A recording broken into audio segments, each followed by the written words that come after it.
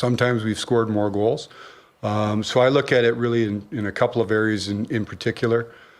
We just got to play a more connected game, starting defensively. We've given up too much, and that's on our whole group, from our goaltending right through our whole group. We've given up too much defensively. That was not that wasn't this team last year, right? So we've given up too much defensively. We're not playing connected. Brad Treliving just did exactly what Toronto feared, and the results are now showing on the ice. The Maple Leafs have lost 7 of their last 8 games. Their structure is breaking down, and there has still been no meaningful roster move to fix the slide. Toronto hoped the mistakes from his past would not follow him here, but now they are becoming impossible to ignore. The Maple Leafs entered this season with high expectations. They had a veteran roster, an established core, and a front office built to push them deeper in the playoffs. But the recent stretch has exposed something deeper. The team is slipping fast, and the general manager has not taken the steps many expected during this downturn. The Leafs their 7th loss in 8 games. During a stretch like this, many teams make adjustments, but Toronto has waited, and that delay has become a major focal point. Brad Treliving arrived after his time in Calgary, where similar patterns existed. In Calgary, the roster saw players leave, contract talks stalled, and depth became a repeated concern. Those issues followed him through multiple seasons, and now the Leafs are showing signs of the same challenges. A new tension formed when no changes were made, even as the losses stacked up. The Leafs continued with the same combinations, the same issues in the defensive zone, and the same struggles with pressure. The expectation was that the front office would react quickly, but the reaction has been slower than many predicted. The roster construction is under more attention than ever. Toronto relies heavily on a few star players, which mirrors past blueprints used in Calgary. When injuries appear or when production dips, the team's depth is tested. Right now, that depth is being tested heavily, and the results show a gap that has not been filled. A rehook becomes clear. The Leafs' identity now depends on solving problems that have not been solved yet, and those problems are growing while the team tries for body injury and still does not have a set return date. The team continues sliding. The pattern of losing has alarmed many observers, and the stability of the core group has been questioned more than once this month. In Calgary, during Treliving's tenure, similar struggles happened. When star players were unavailable, the team lacked enough depth to compete at the same level. Roster changes came late, and contract decisions were delayed. That timeline frustrated the organization before he left. Now in Toronto, the timing of decisions is being watched closely. The Maple Leafs have not made a major roster adjustment during one of their worst stretches of the season.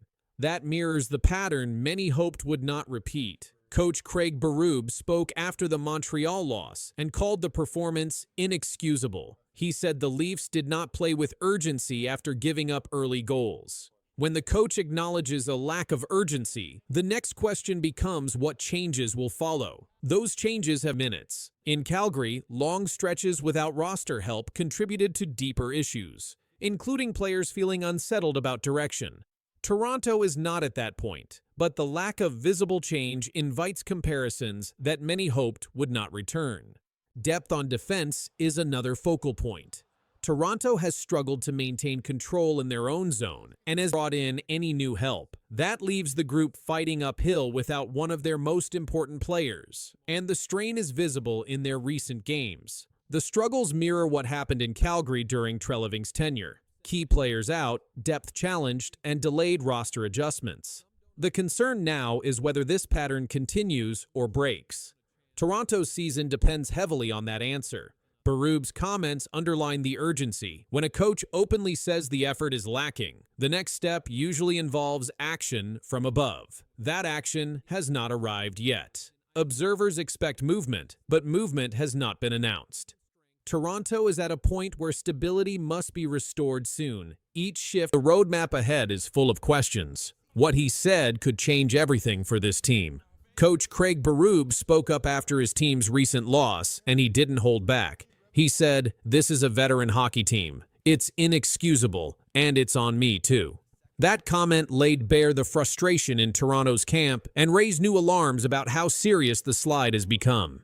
Berube pointed out how the Leafs fold when they fall behind. He said, "What I've seen a few times this year is when we get down a couple of goals, we don't play with any urgency."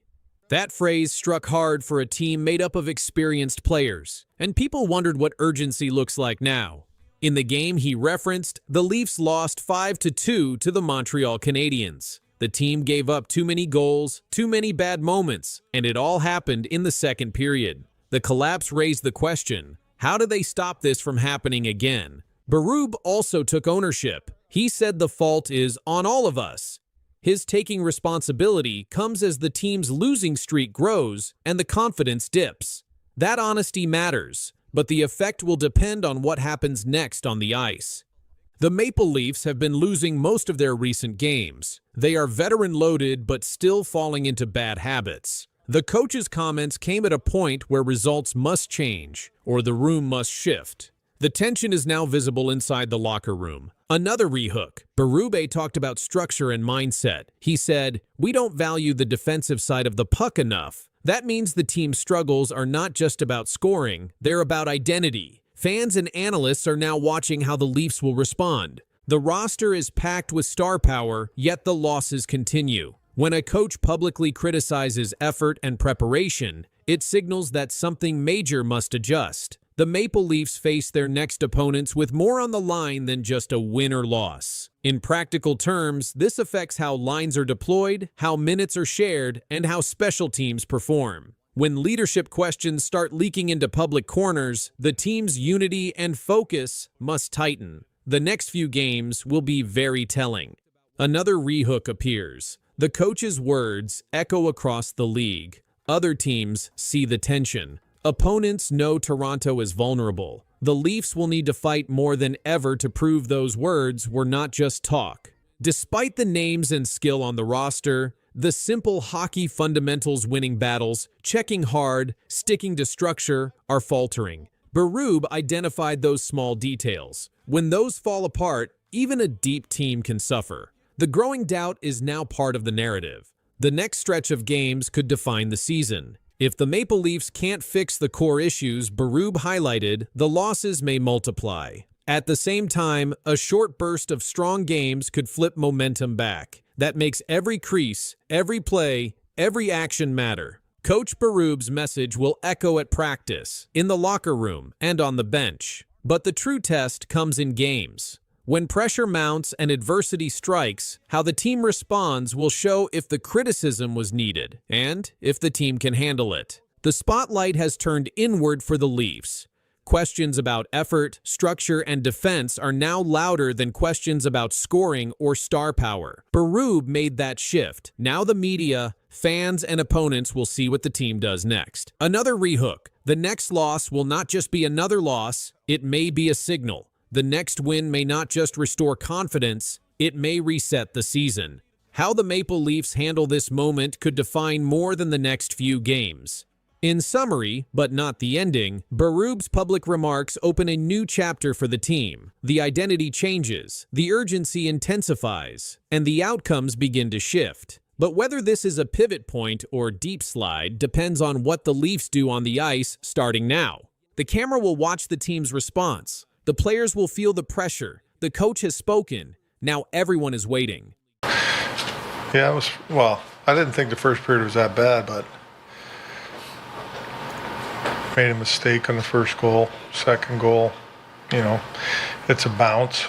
But what upsets me is we come out in the second period down 2-0. You think we're going to make a push, and we didn't. Craig Berube didn't talk about the win. He talked about what went wrong. He said the Maple Leafs aren't playing the way they should. What he said after the game left people wondering how the team will respond. Craig Berube is the coach of the Toronto Maple Leafs. He is known for being tough. He wants his players to work hard all the time. But lately, he's not happy with the team. He says the players are not giving full effort. He says they do not play strong hockey for the whole game. In interviews, Berube said, "It's got to be better." That's the bottom line. He was talking about how the team played. He says they start strong, then stop playing hard. Or they play bad in the beginning and try to fix it later. He does not like that. He wants them to play hard every minute. He told the media, "We still haven't found that elusive consistency. This means the team is not steady. Some games are good, some games are not." Berube does not think that's okay. He says a team like the Maple Leafs should play their best every time. Berube also got upset during a game. In the locker room, he yelled at the players. One player said, "Chief came in and said a few things. You can use your imagination for that." That shows how serious he was. He was very upset with how they were playing. Some players agreed with him. William Nylander said the team's effort was terrible and unacceptable. Morgan Reilly said they played their worst hockey in a long time. Even the players knew they had to be better. Berube also made changes to the team. He benched a player named Matthias Michelli. That means he didn't let him play. He said, "I thought he could give us more." After the player returned and played better, Berube said he was competitive all over the ice. These words and moves show that Berube is not afraid to speak out. He wants his team to do their job. He wants them to be serious. He wants them to win, but only if they play the right way. Berube doesn't just talk to the media. He shows what he means with his action. When he thinks a player is not working hard, he will take them out of the lineup. That sends a message to the rest of the team. He wants them to know that every shift matters. When Berube talks about effort, he talks about the full game. He says his team has not played a full 60 minutes. That means they may play well in the first period, but then stop pushing in the second or third. Berube says that is not good enough. He wants hard work from the first minute to the last. The Maple Leafs have good players. Their record shows they can win games, but Berube says winning is not the only goal. He wants the team to play with heart. He wants them to battle for the puck. He wants them to skate hard, block shots, and defend. He says without that, the wins will not last. Berube's coaching style is not quiet. It's direct. It's loud when needed. He does not hide what he thinks, and he doesn't give easy praise. When players work hard, he tells them. When they don't, he tells them that too. Fans have seen the coach get mad during games. They have heard his strong words after losses, but what matters most is how the team responds. Some players have agreed with him. Some may feel pressure, but Berube keeps saying the same thing. They must be better. Every game matters in the NHL. Berube wants the Leafs to play with energy, not just skill. He wants them to be strong from start to finish, and he will keep pushing them until they do. 3 years ago, the Montreal Canadiens were the worst team in hockey, dead last. Matt, fans are left with hope for next season. Yeah, of course, Maya. As difficult as this loss is, this elimination is for Habs fans, there is a lot to look forward to, and that's because the Montreal Canadiens are considered to be a young team in the NHL. Trying to swoop in front, plays it in front of the net. Nick Waugh scores! Waugh has scored in overtime, and this series is tied. Back to Matheson. Pettersson knocked him down. Just going to get away with it, too. Pettersson attacking from the side. He scores! Oh, man. No. A complete embarrassment. Today, they're one of the most exciting teams in the NHL. Frankie, you cover this team very closely on TSN's regional broadcasts.